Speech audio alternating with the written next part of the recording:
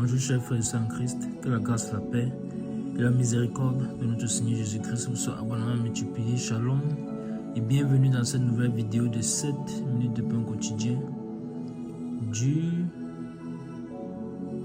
9 juin 2026. Nous allons poursuivre notre lecture dans le livre des Actes des Apôtres, chapitre 14. Nous allons lire aujourd'hui le verset 18. Nous avons vu dans la vidéo précédente que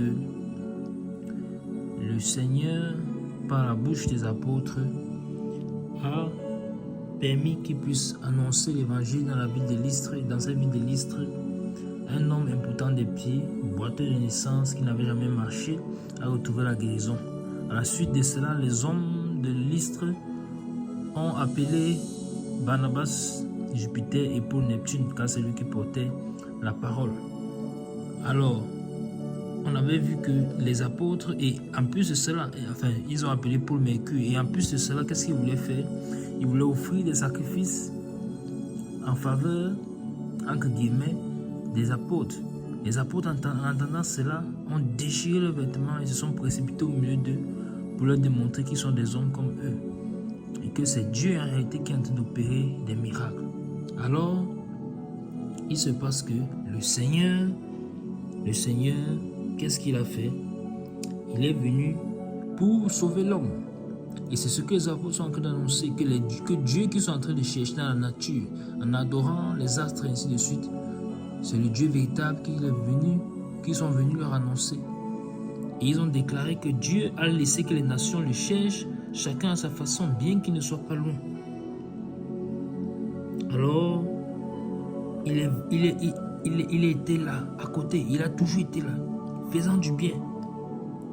Il a rendu témoignage en faisant du bien, en permettant qu'il y ait de la pluie qui tombe du ciel, des saisons fertiles, en donnant de la nourriture en abondance et remplissant le cœur de l'homme de joie. C'est ce que nous avons vu dans la vidéo précédente. Et toutes ces choses témoignent de Christ. Toutes ces choses témoignent de Dieu, le Créateur. Alors tout ça devait permettre à l'homme de se tourner vers Dieu. En fait, quand Dieu manifeste ainsi sa bonté envers l'homme, c'est pour que l'homme se tourne vers lui. Et malheureusement, l'homme, au contraire, s'éloigne de Dieu, disant que il vit sa vie, il vit une belle vie, il n'a pas besoin de Dieu. Or, cette belle vie, entre guillemets, qu'il prétend vivre, ce soleil qui frappe son visage, qui sèche ses habits, qui donne la lumière pour éclairer son chemin, c'est en réalité des choses que Dieu a positionnées pour que l'homme se tourne vers lui. Cette pluie qui tombe pour arroser la terre, pour donner de l'eau, cela a pour but que l'homme se tourne vers son Créateur. Alors je prie que ce soit ton partage. Si tu ne l'as pas encore fait, que tu te tournes vers le Seigneur, que tu donnes ta vie au Seigneur Jésus-Christ, que ton cœur s'attache à lui, que tu tournes ton cœur, tu te détournes des choses de cette terre, tu te détournes des choses du monde pour t'attacher au Seigneur Jésus-Christ. Car la joie prétendue que le monde peut donner, tu ne peux véritablement l'avoir qu'en Christ, la véritable joie. Et c'est ce que le verset 17 nous a fait comprendre, que c'est Dieu qui a rempli le cœur de l'homme de joie. Alors il y a une joie encore plus parfaite, encore plus excellente qu'il veut offrir. Elle se trouve en lui-même, en Christ. Alors ce verset 18 que nous allons lire aujourd'hui est la suite. Qu'est-ce que ce verset 18 va nous dire? Il dit: à peine put-il par ses paroles empêcher la foule de leur offrir un sacrifice. Donc, en réalité, à peine. Ça veut dire que s'il n'avait pas fait cela, ça aurait été trop tard. Ces hommes seraient allés jusqu'à offrir un sacrifice pour eux. Quel sacrilège ça aurait été? Quel sacrilège! Alors, les apôtres, conduits par le Saint-Esprit, voulant toujours donner la gloire à Dieu, se sont précipités au milieu de la foule et ont donné la gloire à Dieu. C'est ainsi toujours que nous devons faire, donner la gloire à Dieu. La gloire lui revient toujours et il ne partage sa gloire avec personne. Le verset dit: à peine put-il par ses paroles empêcher la foule de leur offrir un sacrifice. Donc, ils ont agi de la bonne manière.